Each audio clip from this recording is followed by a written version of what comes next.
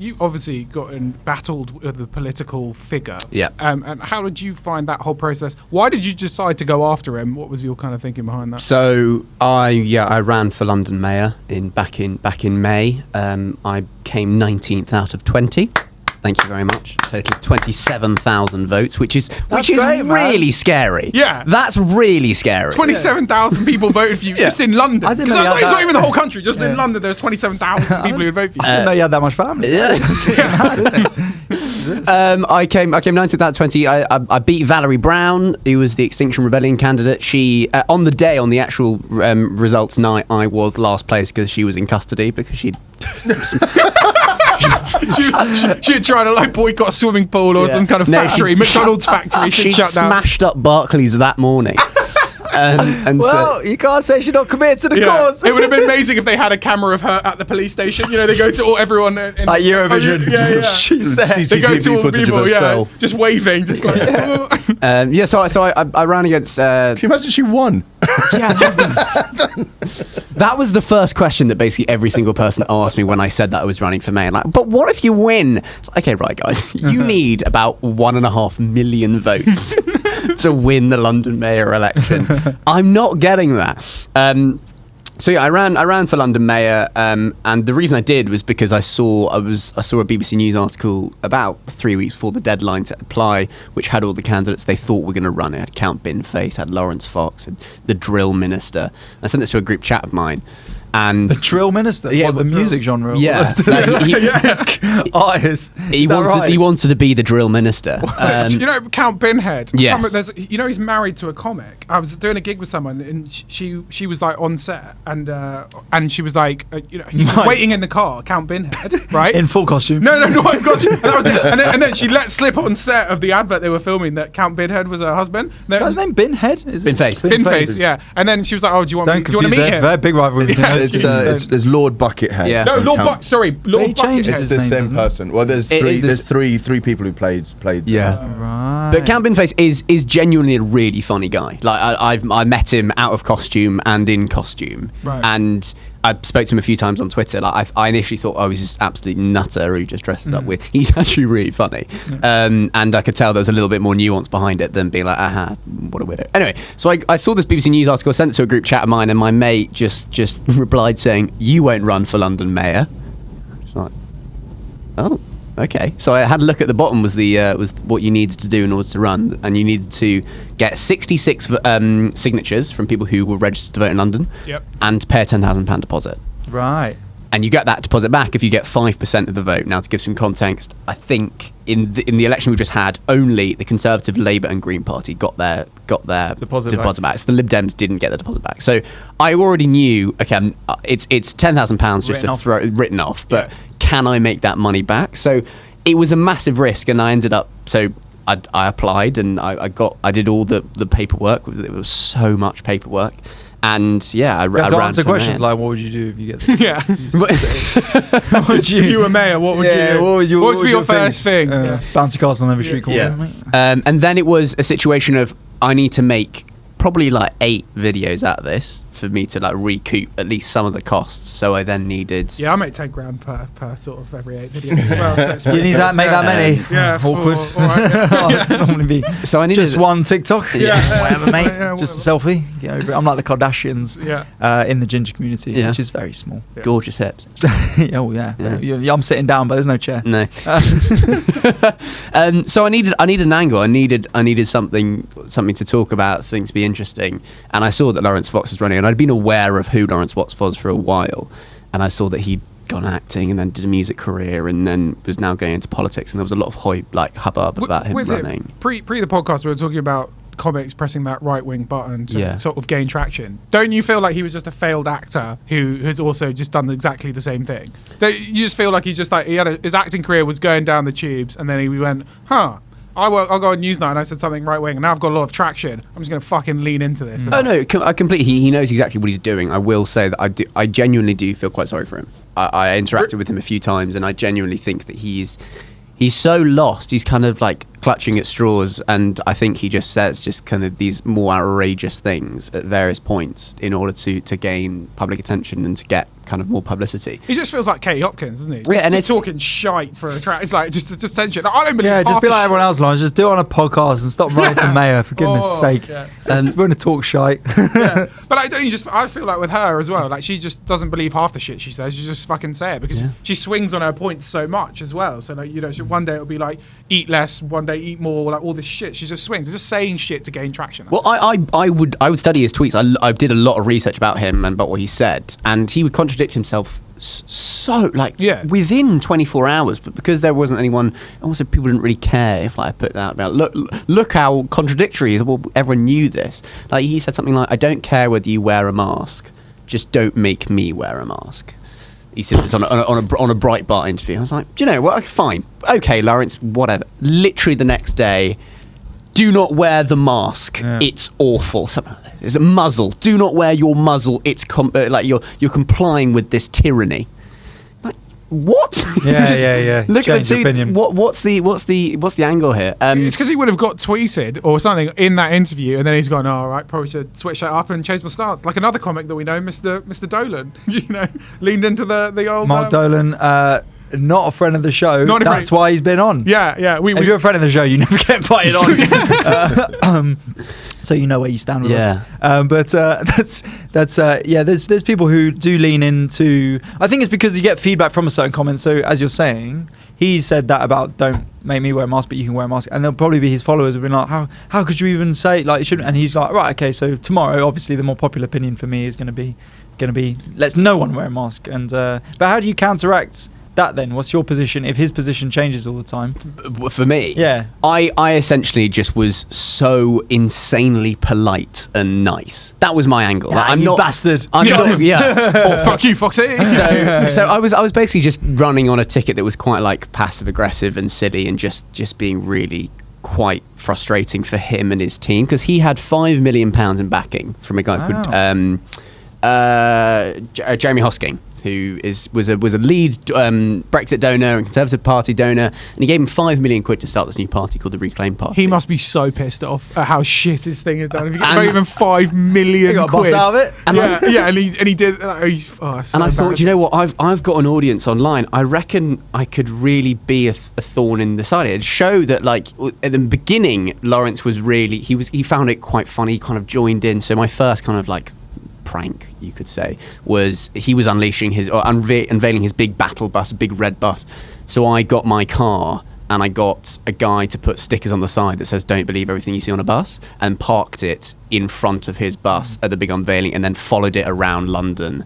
And so it was a bit of fun, and Laurence saw it and he was mate. I was like Laurence, can't wait to see. We're going to do battle, because we both went to Harrow, both posh boys. I was like, Mr. Smith will be so proud. Look at us in the political game, and he was at the start was like on board, and he was being quite like smiley and charming about it, and he's like, oh no, look at us, can't believe it. So he's in the eyeballs game as well. Yeah, so he probably thinks, well, a famous YouTuber coming down, it's not bad for me. It's not bad, but then obviously there was so I posted that video, and that video did quite well. It got, I think it was on about 350, 400,000 views on YouTube. Yeah, whatever, mate. Yeah. And he started, people, subscribers of mine were sending me videos of them seeing Laurence in real life and like asking for a selfie, and then being like, Max Fosh is going to get more votes than you. Well, and so this started, who's obviously in real life was getting more and more people who were talking to him about me. And there real was life trolls. Yeah, basically. And I could see this switch. You just mass trolled him. Yeah. I could see the switch in his demeanour towards me changed very, very quickly. Right. Because then my next video I did, he was advertising, the Reclaim Party were advertising on my YouTube videos, because they obviously had given YouTube a huge advertising budget. Can you decide? No, you have no say in who you have no say, but YouTube will assign it to demographics that they think it makes sense to assign it to. So obviously YouTube's like, oh, this is about the London mayor, and so yeah, this makes total sense. So before my videos, there were like Reclaim Party adverts being run on it. So to say thank you for funding my campaign, I went to the Reclaim Head Party the Reclaim Party headquarters and Jeremy Hosking, his donor's office, and dressed up in a Deliveroo outfit and delivered a Colin the Caterpillar with a note saying, "Thank you so much for funding my campaign." Wow, nice. And it was. Did you go for traditional Colin, M&S? Yeah, Colin. No, what was it? Cuthbert? Not Cuthbert. No, that happened a week after. That all stuff happened a week after. Oh, So you could have killed missed it. out on the Caterpillar. Yeah. Especially if you've got like the Lidl brand, just like immigration one. Come on. Do you want to quickly say as well, because there'll be listeners who might not be, or definitely won't be based in London, might not be in the UK, but the Reclaim Party. Yes. Because we've obviously talked about Laurence Fox before and a bit about the Reclaim Party, but their stance was essentially that like woke is killing us and we need to basically have freedom and it was very libertarianism. vague, actually. It was very vague. It was all about reclaiming your freedom, but there was very little substance in terms of just policies. Like there was very little substance in terms of policy, and that's one thing that a lot of the journalists that. Can I just say, the Reclaim Party would hand-pick journalists they wanted to be there. So I would only find out the information as to where he was going to be through various moles in right-wing journalism, which shows that already that the kind of the newspapers and the media outlets that he is trusting to talk about his party is leaking that information to me. Yeah. There's a little liberal Lenny in the Daily Mail in there. who's there being like, I'm undercover. So the Reclaim Party was just kind of like reclaim your freedom, reclaim your right to work. It was a lot of reclaim your bags. It was just kind of like they had loads of different sentences that had reclaim it. Right. Okay, cool. So you went with a Colin the Caterpillar cake, but then you said it got a bit hostile. But how did that work then? It didn't get or he became hostile to you. So when I went, first of all, I went to the his head donor Jeremy Hosking's office and delivered the cake. I got as far, literally, honestly, with a Deliveroo outfit, you can penetrate any office building in London. It was so scary how easy it was to say, I've got delivery for Mr. Jeremy Hosking. They were like, yeah, here's a security pass to get up to his floor. Off you go. Yeah, but they know how mad he gets if you don't get his katsu curry. You know what I mean? He's obviously kicked off a few times. Serious business. Screamed at Deliveroo drivers. Maybe Deliveroo's like there's a code for a different guy that comes in a Deliveroo outfit. Yeah. Oh, I'm the Deliveroo man. Yes, of course. Here's the code. Fourth one See you in 40 minutes. I think people are just amazed that Deliveroos just don't drop it off at the door. Yeah. I really wanted to go above and beyond. I wanted that kind of like that £2 tip. And so his PA collected the cake off me and said, "Oh, thank you very much, Jeremy is really appreciative of it." I then went to the Reclaim Party headquarters and they opened the door to me. They saw me because they recognised me from the bus video and basically closed the door in my face. I then happened to see his campaign manager walking outside, so I doorstepped him and was like, I just wanted Andrew, I can't remember what he's called, Andrew, I just want to say thank you so much that you're going to be advertising on my channel, really helping me pay. It's a lot of money. It's a lot of money, £10,000, isn't it? But you guys got 5 million. Whatever. He said, he then said, actually, Laurence is on the phone now. Do you want to talk to him? What? So I said, so he gave me the phone. Laurence, hello, buddy. He's like, hello, Max. Okay. I was like, how you doing, mate? I just want to say thank you. Got a Colin the Caterpillar. I don't know whether you like Shocky, but I know, just a nice little gesture of thanks. And he said, I'd love to get a debate, Laurence. And he probably rather stupidly said, yes, of course, let's debate. Yeah. So I got this soundbite of him saying, come on, let's debate. And he, throughout the whole campaign trail, was very upset that Sadiq Khan wouldn't debate him. He said, I'm a candidate, you should be talking to all candidates. And so when I knew that Laurence said, let's debate, I thought, bingo. Let's do it. And so... Not to diminish you in what you were doing, but but that's all a bit shit, isn't it? No, but Laurence Fox to Sadiq Khan is like you to hit, it's literally just like absolutely, like, if you're Sadiq Khan, you'd be like, I'm not talking this fucking, it's absolute melt. Like, what's he not going to be there doing economic policy? He's going to be there scream some nonsense. He's going to be there with a guitar, but for fuck's sake, here we go. Exactly. So I'm just going to play you all out. Play George Michael Freedom to start. Okay, just tune out. Has this been tuned? Yeah. I then the next few videos I then would try to get him to debate me.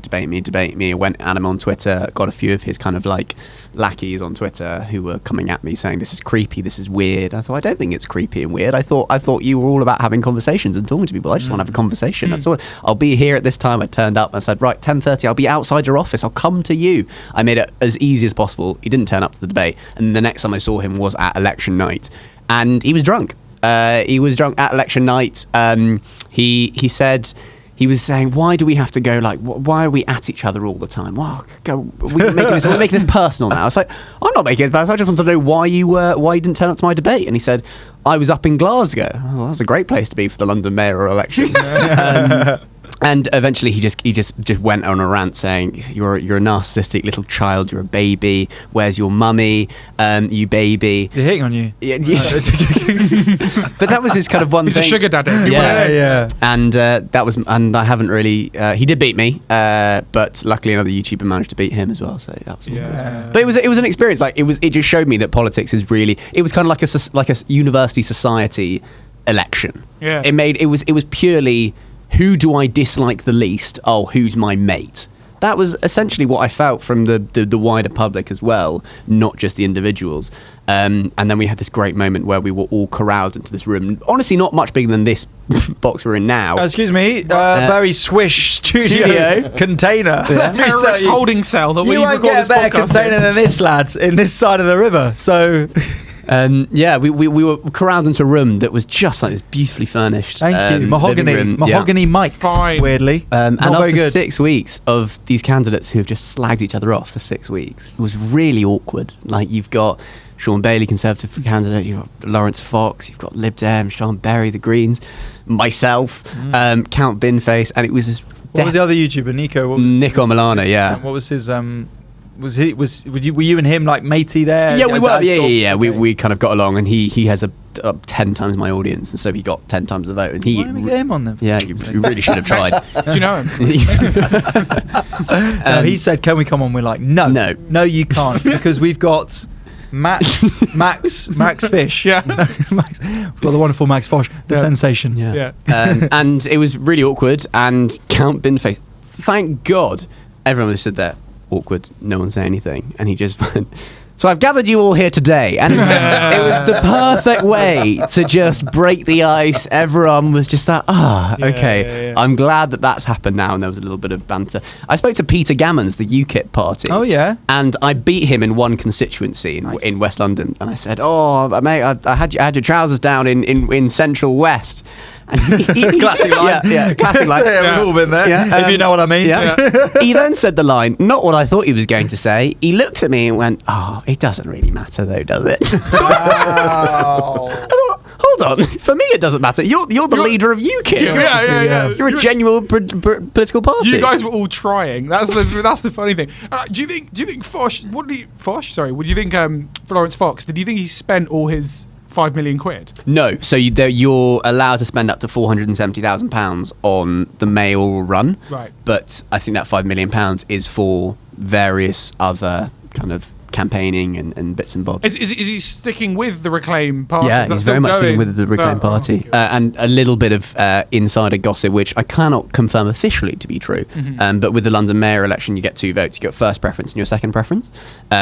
So Jeremy Hosking, the donor of the Reclaim party, apparently put Laurence Fox as his first preference and me as his second preference because apparently he admired my gumption, which is the poshest compliment you could possibly Well, imagine. Like he looked at the Emperor other candidates. Palpatine. Yeah, he looked at standing there like you're like Anakin. He's like, I'll come for you. Don't worry. Give it 10 years. You'll want to reclaim something, won't you?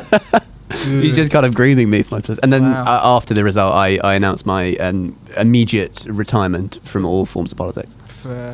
That's amazing. Well, I mean, hilarious. looking back on it, are you glad you did it?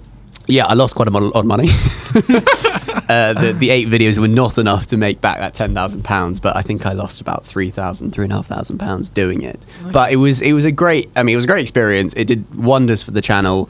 And the other reason as well, like the fun side of it was annoying Laurence Fox, which was to just encourage more young people to vote. And I said, do not vote for me. Look at all the candidates and make an informed decision. I genuinely do think that did have an effect. Like, I had a lot of people message me saying, oh, my kind of younger brother or my younger cousin, a few teachers saying, oh, my whole class are talking about it. So hopefully in the future that has galvanised the younger generation to get voting. Nice. That's great. Really good. What a good bloke. Which is priceless. that's priceless. Yeah.